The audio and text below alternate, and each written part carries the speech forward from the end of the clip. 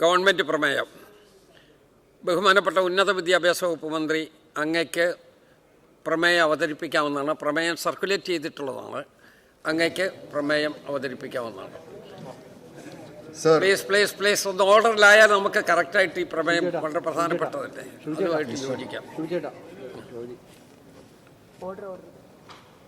Sir, രാജ്യത്തെ medical വിദ്യാഭ്യാസ മേഖലയ്ക്കുള്ള പ്രവേശനത്തിനായുള്ള ഏകീകൃത ദേശീയ പ്രവേശന പരീക്ഷയായ നീറ്റ് പരീക്ഷയുടെ നടത്തിപ്പുമായി ബന്ധപ്പെട്ട് രാജ്യത്തിൻ്റെ വിവിധ ഭാഗങ്ങളിൽ നിന്ന് റിപ്പോർട്ട് ചെയ്യപ്പെട്ട ചോദ്യപേപ്പർ ചോർച്ച, പരീക്ഷാ നടത്തിപ്പിലെ ക്രമക്കേടുകൾ, പരീക്ഷാ കേന്ദ്രങ്ങളിലെ ഭരണപരവും സാങ്കേതികവുമായ വീഴ്ചകൾ, മാർക്ക് നിർണയത്തിലെയും ഫലപ്രഖ്യാപനത്തിലെയും അപാകതകൾ എന്നിവ മൂലം പരീക്ഷയുടെ വിശ്വാസ്യത, സുതാര്യത, നിഷ്പക്ഷത എന്നിവ ചോദ്യം ചെയ്യപ്പെടുന്ന ഗുരുതരമായ സാഹചര്യത്തിലാണ് ഈ പ്രമേയം സഭയിൽ അവതരിപ്പിക്കുന്നത്.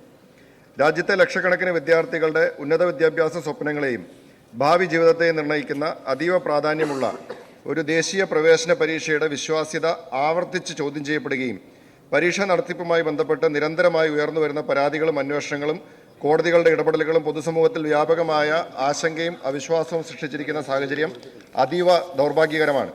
ഇത്തരത്തിലുള്ള സംഭവവികാസങ്ങൾ വിദ്യാർത്ഥികളുടെയും രക്ഷിതാക്കളുടെയും മാനസിക സുരക്ഷിതത്വത്തെയും പൊതുജനങ്ങളുടെ പരീക്ഷാ സംവിധാനത്തോടുള്ള വിശ്വാസത്തെയും ബാധിക്കുന്നതോടൊപ്പം രാജ്യത്തെ പൊതുപ്രവേശന പരീക്ഷാ സംവിധാനത്തിൻ്റെ വിശ്വാസ്യതയ്ക്ക് തന്നെ ഗുരുതരമായ ആഘാതം സൃഷ്ടിച്ചിരിക്കുകയാണ്.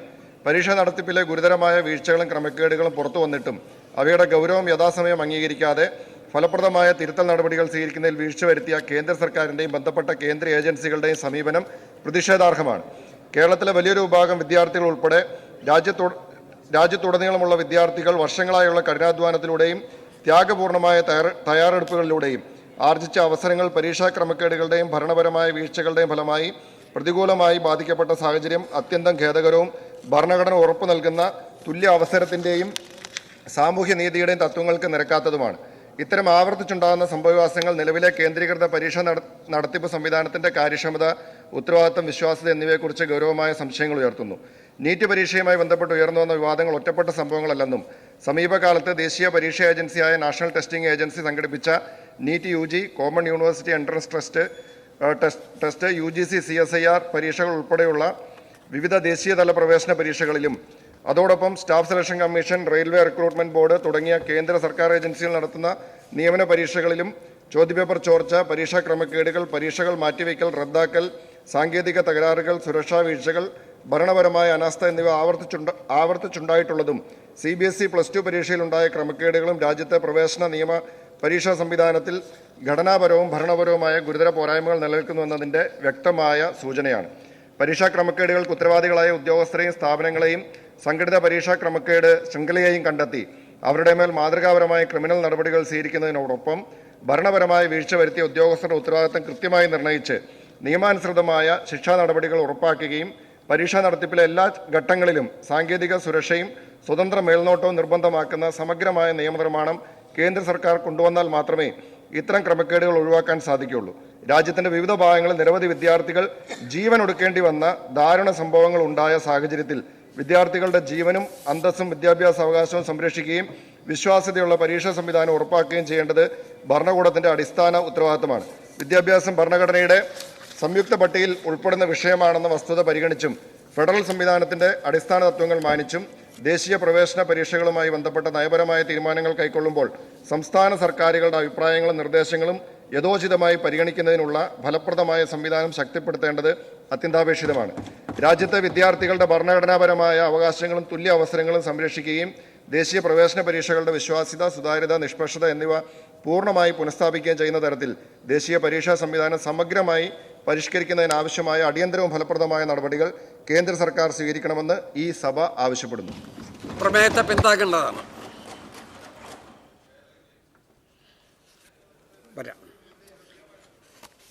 ഇതിനകത്ത് 3 ആളുകൾ റിക്വസ്റ്റ് ചെയ്തിട്ടുണ്ട്. ശ്രീ പ്രേംകുമാർ, ശ്രീ ആര്യാടൻ ഷൗക്കത്ത്, ശ്രീ V മുരളീധരൻ. ശ്രീ പ്രേംകുമാർ, 2 മിനിറ്റ്. വിദ്യാഭ്യാസത്തിൻ്റെ ഫെഡറൽ സ്വഭാവം ഇല്ലാതാക്കി കേന്ദ്രീകരണത്തിലേക്ക് നയിച്ചതിൻ്റെ ഫലമാണ് ഈ നീറ്റ് വിഷയം. യഥാർത്ഥത്തിൽ ഈ വിഷയത്തെ അതിൻ്റെ പ്രാധാന്യത്തിലും ഗൗരവത്തിലും കണ്ട് ഇത്തരത്തിലൊരു പ്രമേയം അവതരിപ്പിച്ചതിനെ പൂർണ്ണമായും പിന്തുണയ്ക്കുകയാണ്. എന്നാൽ 15ാം കേരള നിയമസഭയുടെ 11ാം സമ്മേളനത്തിൽ 26/6/2024 നീറ്റ് പരീക്ഷയിൽ ആവർത്തിച്ച് നടക്കുന്ന ക്രമക്കേടുകളെ സംബന്ധിച്ച് ചട്ടം 130 പ്രകാരം അവതരിപ്പിച്ച ഉപക്ഷേപം ഈ സഭ ചർച്ച ചെയ്ത് ഏകകണ്ഠമായി പാസാക്കി കേന്ദ്ര സർക്കാരിനെ സംസ്ഥാനത്തിൻ്റെ ആശങ്ക അറിയിച്ചിട്ടുണ്ട് എന്നതുകൂടി അതിൽ ചേർക്കേണ്ടത് അനിവാര്യമാണ്. നേരത്തെയും ഇത്തരത്തിലുള്ള ക്രമക്കേടുകൾ നടന്നതും കേരള നിയമസഭ ഐക്യകണ്ഠേന അത് ചർച്ച ചെയ്ത് അതിനെതിരായിട്ടുള്ള നിലപാട് സ്വീകരിച്ചതും ഈ സന്ദർഭത്തിൽ ഓർമ്മപ്പെടുത്തുകയുമാണ്. ശ്രീ ആര്യാടൻ ഷൗക്കത്ത്. സർ, ഈ പ്രമേയം വളരെ അത്യന്താപേക്ഷിതമായ പ്രമേയമാണ് സർ. മാത്രമല്ല, നമുക്കറിയാം നമ്മുടെയൊക്കെ കുട്ടികൾ എത്രമാത്രം കഷ്ടപ്പെട്ടാണ് ഒരു നീറ്റ് പരീക്ഷയ്ക്ക് തയ്യാറാവുന്നത്. ആ പരീക്ഷയിൽ സംഭവിക്കുന്നത് ഇതുപോലെ ഉയർന്ന റാങ്ക് നേടുന്നു. മാത്രമല്ല, ഭരണകക്ഷിയിൽപ്പെട്ട പാർട്ടിയുടെ ഉന്നത അധികാരത്തിലിരിക്കുന്നവർ ഇതിൽ പ്രതികളായി മാറുന്നു സർ.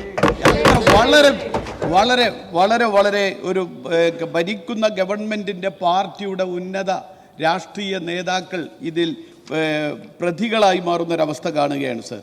മാത്രമല്ല സർ, ഇതിൽ കാണുന്നത് ഈ സമയം നഷ്ടപ്പെട്ടതിൻ്റെ പേരിൽ ഗ്രേസ് മാർക്ക് കൊടുക്കുക സർ. സമയം നഷ്ടപ്പെട്ടതിൻ്റെ പേരിൽ അതുപോലും നമ്മൾ കണ്ടു ഇതിനകത്തൊക്കെ.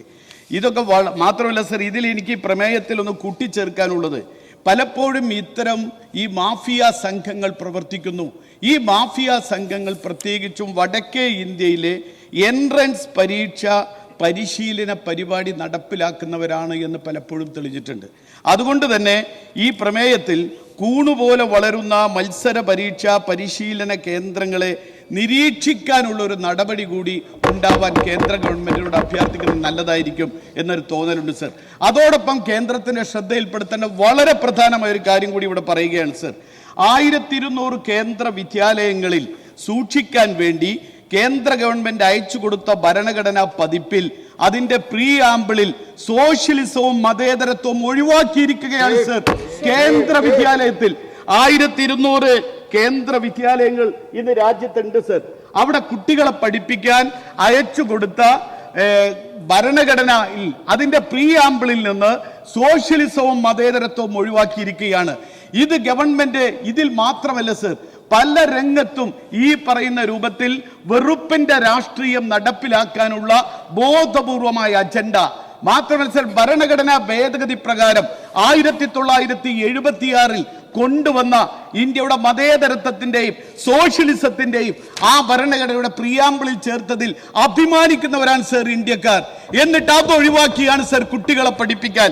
എന്നിട്ട് സർ അതിനകത്ത് പറയുന്നത് DP പട്ടേൽ ഡെപ്യൂട്ടി കമ്മീഷൻ അയച്ചു കൊടുത്ത കത്തിൽ പറയുന്നത് യഥാർത്ഥ ഭരണഘടനയുടെ പതിപ്പാണിത്. മാത്രമല്ല സർ, അർഹിക്കുന്ന ആദരവോടും സൂക്ഷ്മതയോടും മൂല്യവത്തായ പഠനം സമഗ്രമായി ഉപയോഗിക്കണം. കേന്ദ്ര വിദ്യാലയ സമിതി ഡെപ്യൂട്ടി കമ്മീഷണർ അയച്ചു കൊടുത്ത കത്തിൽ പറയാണ് സർ. എന്നിട്ട് പറയുന്നത് ഇത് നിങ്ങൾ ഈ പ്രീആമ്പിൾ നിങ്ങൾ അസംബ്ലിയിൽ വായിക്കണം എന്നുകൂടി പറയുന്ന ഒരവസ്ഥാ വിശേഷം സർ. സോഷ്യലിസവും മതേതരത്വവും ഒഴിവാക്കുന്നത് എന്തിനു വേണ്ടിയാണ് ഈ കേന്ദ്ര ഗവൺമെന്റ് എന്ന് വളരെ വ്യക്തമാണ് സർ. ഇന്നത്തെ പത്രത്തിലെ മാതൃഭൂമി പത്രത്തിലെ പ്രധാന ഒരു വാർത്ത കൂടിയാണ് സർ. ഇതിലുകൂടി കേന്ദ്രത്തിന് പ്രത്യേകമായി നമ്മുടെ പ്രതിഷേധവും ശ്രദ്ധയും കൊണ്ടുവരാൻ കൂടി ശ്രമിക്കണം എന്നുകൂടി ഇതോടൊപ്പം അഭ്യർത്ഥിക്കാം. ശ്രീ വി മുരളീധരൻ. സർ, ഈ നീറ്റ് പരീക്ഷയുടെ കഴിഞ്ഞ പരീക്ഷയിലുണ്ടായിട്ടുള്ള ചില സംഭവവികാസങ്ങൾ അത് രാജ്യത്തെ വിദ്യാർത്ഥികളെയും രക്ഷിതാക്കളെയും ഒക്കെ ആശങ്കയിലാഴ്ത്തിയിരുന്നു. ആ ആശങ്കയെ കേന്ദ്ര സർക്കാർ വളരെ ഗൗരവത്തോടുകൂടിയാണ് കണ്ടത്. ഞാൻ ആ വിഷയത്തിലേക്ക് വരുന്നതിന് മുൻപേ ഈ നീറ്റ് എങ്ങനെ ഉണ്ടായി എന്നുള്ളത് കൂടി ഒരു പരാമർശിക്കേണ്ടത് ആവശ്യമാണ്. കാരണം നീറ്റ് ഉണ്ടായത് നരേന്ദ്രമോദി സർക്കാർ നടപ്പിലാക്കിയതല്ല. നീറ്റ് നടപ്പിലാക്കാനുള്ള തീരുമാനമുണ്ടായത് 2010-ലാണ് ഇതിനു വേണ്ടിയിട്ടുള്ള നടപടികൾ തുടങ്ങിയത്. 2010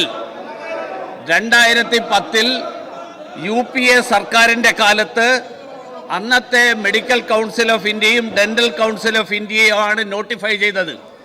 അതിനുശേഷം ആദ്യം നടന്ന നീറ്റ് പരീക്ഷ അങ്ങ് ഭേദഗതി പോവുകയോ സർ? ഞാൻ പറയാം. അതിനു മുൻപ് എനിക്ക് മുൻപ് സംസാരിച്ച ബഹുമാന്യനായിട്ടുള്ള അംഗം നീറ്റുമായിട്ട് ഒരു ബന്ധവും ഇല്ലാത്ത കാര്യങ്ങളാണ് ഇവിടെ പറഞ്ഞത്. എനിക്ക് അതിനോട് ആ പറഞ്ഞ കാര്യങ്ങളോട് പരാമർശിക്കാനെങ്കിലും എന്നെ അനുവദിക്കണം സർ. അപ്പൊ സുപ്രീം കോടതി 2013 സുപ്രീം കോടതി ഭൂരിപക്ഷ തീരുമാനപ്രകാരം അന്ന് നടത്തിയ നീറ്റ് പരീക്ഷ റദ്ദാക്കുക അടക്കം ചെയ്തു. അതിനുശേഷം രാജ്യത്തെ വിവിധ സംസ്ഥാനങ്ങളിൽ നടന്ന പരീക്ഷകൾ, ആ പരീക്ഷകളിൽ ഉണ്ടായിട്ടുള്ള ക്രമക്കേടുകളുടെയും പോരായ്മകളുടെയും ഏകീകൃത സ്വഭാവമില്ലാത്തതിൻ്റെയും അടിസ്ഥാനത്തിൽ കോടതികളുടെ അടക്കം നിർദ്ദേശത്തിന്റെ അടിസ്ഥാനത്തിലാണ് ഇത് വന്നത്. ഞാൻ വിഷയത്തിലേക്ക് ഭേദഗതി മൂവിയാ സർ. ദേശീയ പരീക്ഷാ ഏജൻസി NTA ചുമതലപ്പെടുത്തിയ ആളുകൾ വരുത്തിയിട്ടുള്ള വീഴ്ചകൾ വന്ന ഉടൻ തന്നെ കേന്ദ്ര സർക്കാർ ശക്തമായിട്ടുള്ള നടപടി സ്വീകരിച്ചു. ബഹുമാന്യനായിട്ടുള്ള പ്രധാനമന്ത്രിയുടെയും വിദ്യാഭ്യാസ മന്ത്രിയുടെയും നേതൃത്വത്തിൽ പുനഃപരീക്ഷ നടന്നു. നരേന്ദ്രമോദി ഒരു കാര്യം തുടക്കം മുതലേ അങ്ങ് ഭേദഗതി മൂവ് ചെയ്തു സർ. അങ്ങയുടെ ഭേദഗതി ഇല്ലാതെ പോകും. ഇവിടെ ഇതിനു മുൻപുള്ള ഭേദഗതികൾ അവതരിപ്പിക്കുമ്പോ ഈ ബഹളമൊന്നും ഉണ്ടായില്ലല്ലോ. അപ്പൊ അതിനർത്ഥം ജനാധിപത്യപരമായിട്ടുള്ള ചർച്ചയ്ക്ക് ഈ ഭരണപക്ഷമാണെങ്കിലും പ്രതിപക്ഷമാണെങ്കിലും തയ്യാറില്ല എന്നാണ്. എന്ന് പറഞ്ഞാൽ ബലത്തിന്റെ അടിസ്ഥാനത്തിൽ ഇവിടെ കാര്യങ്ങൾ തീരുമാനിക്കണമെന്നുള്ളതാണ്. അതിനോട് ഒരു ജനാധിപത്യ സംവിധാനത്തിൽ യോജിക്കാൻ സാധിക്കില്ല സാർ. ഞാൻ വിഷയത്തിലേക്ക് വരാം. അങ്ങ് ചെയർ കേക്കോ, ഒരു മിനിറ്റ്. അങ്ങ് ചെയർ പറയുന്നത് കേക്കോ. അങ്ങയുടെ ഭേദഗതി മൂവ് ചെയ്യാം. ഭേദഗതി മൂവ് ചെയ്യുന്നതിന് വേണ്ടി 2 മിനിറ്റാണ്. പക്ഷേ ആര്യാടൻ ഷൗക്കത്ത് സംസാരിച്ച് 3 മിനിറ്റായി 3.5 മിനിറ്റായി എന്നുള്ള തർക്കമേ അങ്ങേക്കുള്ളൂ. അതുകൊണ്ട് അങ്ങയുടെ ഭേദഗതി മൂവ് ചെയ്യൂ. ഞാൻ ഭേദഗതിയിലേക്ക് വരാം സാർ. ഈ വിഷയത്തിൽ ക്രമക്കേടുകളുമായി ബന്ധപ്പെട്ടുകൊണ്ട് വേഗത്തിൽ തീർപ്പാക്കാനായിട്ടുള്ള പ്രത്യേക ഫാസ്റ്റ് ട്രാക്ക് കോടതി സ്ഥാപിക്കാൻ കേന്ദ്ര സർക്കാർ തീരുമാനിച്ചിട്ടുണ്ട്. ബഹുമാനപ്പെട്ട ശ്രീ മുരളീധരൻ, എന്താ മന്ത്രിക്ക് എന്താ പറയാനുള്ളത്? സർ, ഇവിടെ സർക്കാർ ഭാഗത്ത് സർക്കാർ ഭാഗത്ത് ഒരു പ്രമേയം വന്നാൽ ആ പ്രമേയത്തിൽ ഇന്ന വരിയിൽ ഇത്രാമത് ഭേദഗതി എന്ന് പറയല്ലാതെ അവിടെ ഒരു വിശദീകരണ സംസാരത്തിന് യാതൊരു സ്കോപ്പും ഇല്ല. അത് നടപടികൾക്കെതിരാണ്. ഇതിൽ പ്രസംഗമില്ല. ഇതിൽ പ്രസംഗമില്ല. ആർക്കും ഒരാൾക്ക് മാത്രമല്ല, ആർക്കും പ്രസംഗമില്ല. അങ്ങയുടെ പോയിന്റ് പറഞ്ഞ് അവസാനിപ്പിക്കും. ഇത് പ്രസംഗം ഇല്ലാന്ന് പറയുന്നത് കറക്റ്റാണ്. ഞാൻ അതിനോട് പ്രസംഗിക്കുന്നില്ല. ഞാൻ ഒറ്റക്കാരി അവിടെ ഒരു പത്രം കാണിച്ചു, ഞാൻ ഇവിടെ ഒരു പത്രം കാണിക്കുക. കേരളത്തിലെ PSC പരീക്ഷ, ഈ PSC പരീക്ഷയില് എന്ത് സംഭവിച്ചു അതിനെക്കുറിച്ച് എന്താ മിണ്ടാട്ടം ഇല്ലാത്തത്? ചർച്ചയാണ്.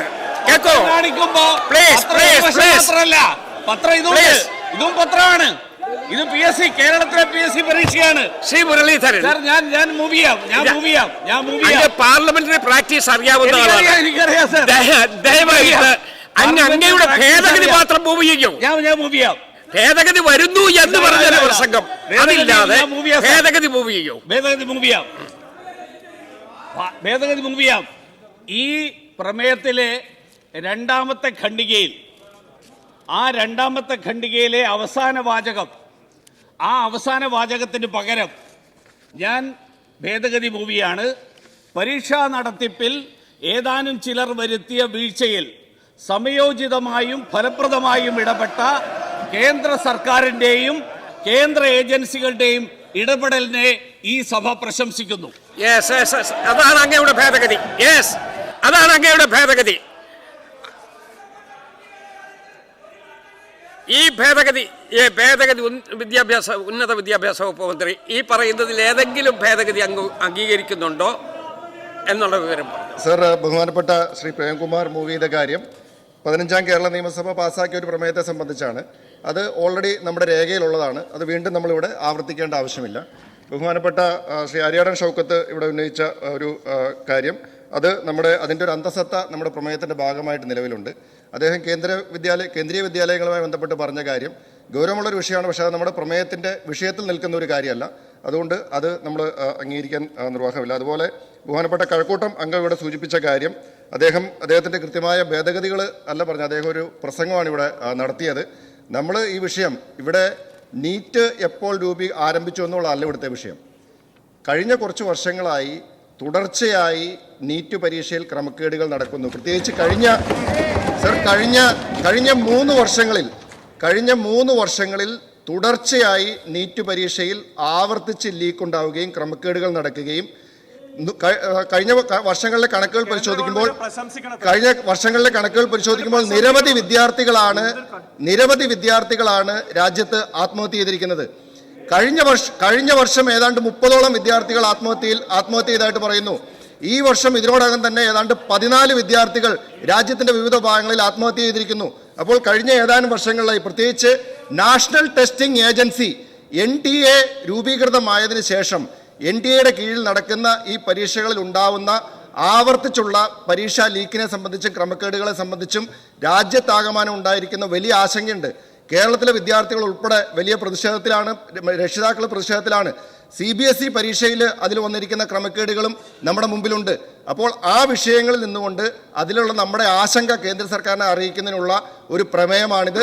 അതുകൊണ്ട് ഈ പ്രമേയം കേരളത്തിൻ്റെ പൊതു താല്പര്യം, നമ്മുടെ വിദ്യാർത്ഥികളുടെ രക്ഷിതാക്കളുടെയും ഒക്കെ താല്പര്യം സംരക്ഷിച്ചുകൊണ്ട്, വികാരം ഉൾക്കൊണ്ടുകൊണ്ട് ഇത് അംഗീകരിക്കണമെന്ന് അഭ്യർത്ഥിക്കുകയാണ്. ഭേദഗതികൾ നിരാകരിക്കുകയാണ്.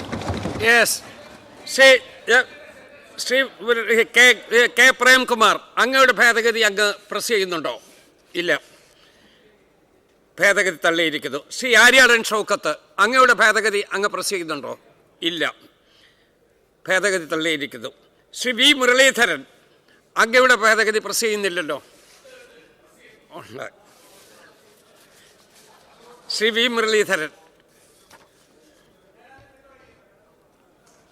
2026-27 സാമ്പത്തിക വർഷത്തെ ചെലവുകൾ പൂർത്തീകരിക്കുന്നതിനായി അനുവദിക്കണമെന്നുള്ള ഉപക്ഷേപം അത് പോട്ടെ. ഈ ഭേദഗതികളെ അനുകൂലിക്കുന്നവർ ശബ്ദയോട്ട് പോരെ, ഭേദഗതികളെ എതിർക്കുന്നവർ ഭേദഗതികൾ തള്ളിയിരിക്കുന്നു. ഇല്ല, തള്ളി. ഇല്ല ശ്രീ മുരളീധരൻ,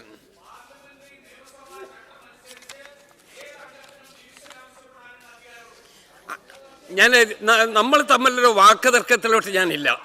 മാത്രമല്ല, ചെയറുമായിട്ടൊരു വാക്ക് തർക്കം അനഭിലഷണീയമാണ്. അതുകൊണ്ട് ആ വാക്ക് തർക്കം വേണ്ട. ഇവിടെ ഭേദഗതി വോട്ടിനിട്ട ഭേദഗതി നിരാകരിച്ചു.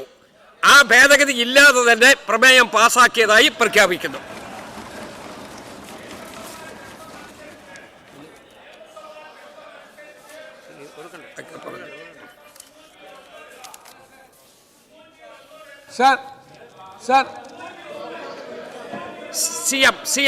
സിഎം സാറേ, വളരെ പ്രധാനപ്പെട്ട കാര്യം അങ്ങയുടെ ശ്രദ്ധയിൽപ്പെടുത്താനുണ്ട്. നമ്മളിവിടെ സാധാരണ അമെൻമെൻറ്റ് മൂവ് ചെയ്യാറുള്ളത് 2-3 ഘട്ടങ്ങളിലാണ്. ഒന്ന്, നമ്മുടെ ലെജിസ്ലേഷൻ വരുമ്പോൾ അതിൻ്റെ 2ാം വായനയിൽ ബില്ലുമായി ബന്ധപ്പെട്ട ഭേദഗതികൾ അവതരിപ്പിക്കും. 2, നമ്മൾ റൂൾസ് ടേബിൾ ചെയ്യുന്ന സമയത്ത് റൂൾസിൽ നമ്മൾ അമെൻമെൻറ്റ്സ് അവതരിപ്പിക്കും. ഇതുപോലെ ഗവൺമെൻറ് പ്രമേയങ്ങൾ വരുന്ന സമയത്ത് അമെൻമെൻറ്റുകൾ മൂവ് ചെയ്യും. സാർ, ഇതിൽ ആകെ ഒരു അവസരം നമ്മൾ ലെജിസ്ലേഷൻ 2ാം വായനയുടെ സമയത്ത് അമെൻമെൻറ്റ് മൂവ് ചെയ്യുമ്പോൾ ആ അമെൻമെൻറ്റ് ഒരു എക്സ്പ്ലെയിൻ ചെയ്യാൻ 3-4 സെൻറ്റൻസ് വെച്ച് ഇത് എക്സ്പ്ലെയിൻ ചെയ്യാനുള്ളൊരു അവസരം ഉണ്ടാവും. അല്ലാതെ റൂൾസ് ടേബിൾ ചെയ്യുമ്പോഴും ഗവൺമെൻറ് പ്രമേയങ്ങൾ മൂവ് ചെയ്യുമ്പോൾ അമെൻമെൻറ്റ് എഴുന്നേറ്റിരുന്ന് ആ അമെൻമെൻറ്റ് പോർഷൻ മാത്രമേ വായിക്കാനാണ് ഇവിടുത്തെ കൺവെൻഷൻ. അത് ഭരണകക്ഷി അംഗം ചെയ്താലും പ്രതിപക്ഷ അംഗം ചെയ്താലും അത് ആ കൺവെൻഷനെതിരാണ്. മാത്രമല്ല, നമ്മൾ ഒരു പ്രമേയം സഭ പാസ്സാക്കുന്നു, ഒരു നിയമം സഭ പാസ്സാക്കുന്നു, ഒരു റൂൾസ് നമ്മൾ ഫൈനലൈസ് ചെയ്യുന്നു.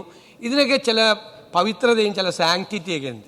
സാർ, അവിടെ അത്തരം ഘട്ടങ്ങളിൽ രാഷ്ട്രീയ പ്രസംഗം നടത്തുന്നത് ഒഴിവാക്കണമെന്നാണ് എൻ്റെ വിനയപൂർവ്വമായ അഭ്യർത്ഥന. ഞാൻ ബഹുമാനപ്പെട്ട സഭാ നേതാവിൻ്റെ അഭിപ്രായത്തോട് പൂർണ്ണമായി യോജിക്കുകയാണ്. ഞാനിതിൻ്റെ തുടക്കത്തിൽ തന്നെ പറഞ്ഞു, അവർക്ക് അഭിപ്രായം പറയാൻ 2 മിനിറ്റ് എന്ന് പറഞ്ഞു. പക്ഷേ അത് എക്സീഡ് ചെയ്ത് അപ്പുറത്തും ഇപ്പുറത്തും ചില ആളുകൾ പോയിട്ടുണ്ട്. ഞാനത് യോജിക്കുന്നില്ല. ഞാൻ സഭാ നേതാവിനോടുള്ള പൂർണ്ണമായി ഞാൻ യോജിക്കുകയും ചെയ്യുന്നു. പ്രമേയം പാസ്സാക്കി, അതോടുകൂടി ആ പ്രശ്നം അവസാനിച്ചു. സാർ, ധനാഭ്യർത്ഥനകൾ കേൾക്കൂ. ശ്രീ മുരളീധരൻ അത് ക്ലോസ് ചെയ്തില്ലേ? നമ്മൾ ക്ലോസ് ചെയ്തു, ചെയർ ക്ലോസ് ചെയ്തു എന്ന് പറഞ്ഞാൽ ഇറ്റ് ഈസ് ക്ലോസ്ഡ്. അത് റീഓപ്പൺ ചെയ്യാൻ എനിക്ക് പോലും അധികാരമില്ല.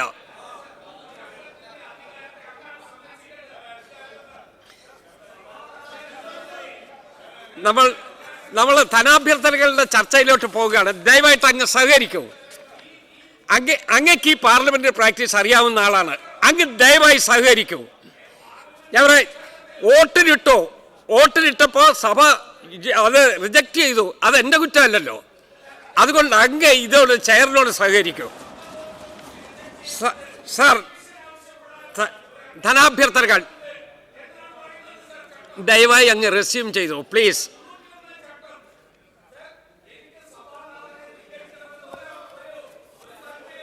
ശബ്ദവോട്ട്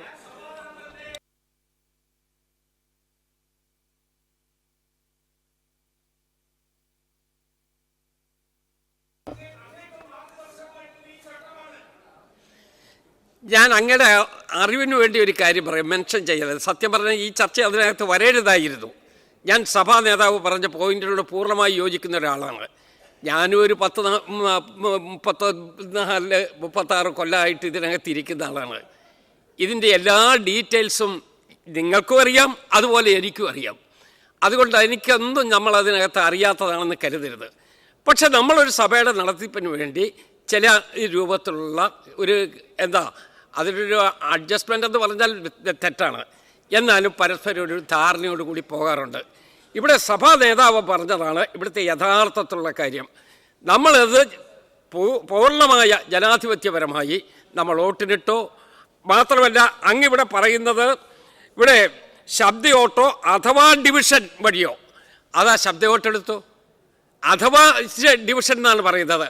ആ ശബ്ദവോട്ടെടുത്തു. ശബ്ദവോട്ടിനോട് എല്ലാ ആളുകളും യോജിച്ചു.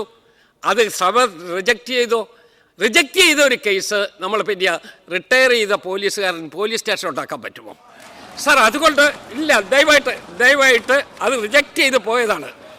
അത് ദയവായിട്ട് അങ്ങ് ഇതിനോട് സഹകരിക്കൂ. അങ്ങൊരു സീനിയറായിട്ടുള്ള ആളാണ്, അങ്ങ് ഇതിനോട് സഹകരിക്കൂ.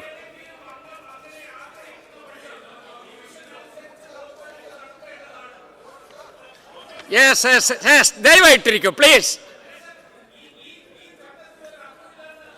അങ്ങക്ക് എന്തെങ്കിലും കൂടുതലായിട്ട് പറയാനുണ്ടെങ്കിൽ പിന്നീട് എനിക്ക് എഴുതി തന്നോളൂ. ഞാൻ അങ്ങയോട് എല്ലാ പൂർണ്ണമായി ബഹുമാനം വെച്ചുകൊണ്ട് അത് നോക്കിക്കോളാം.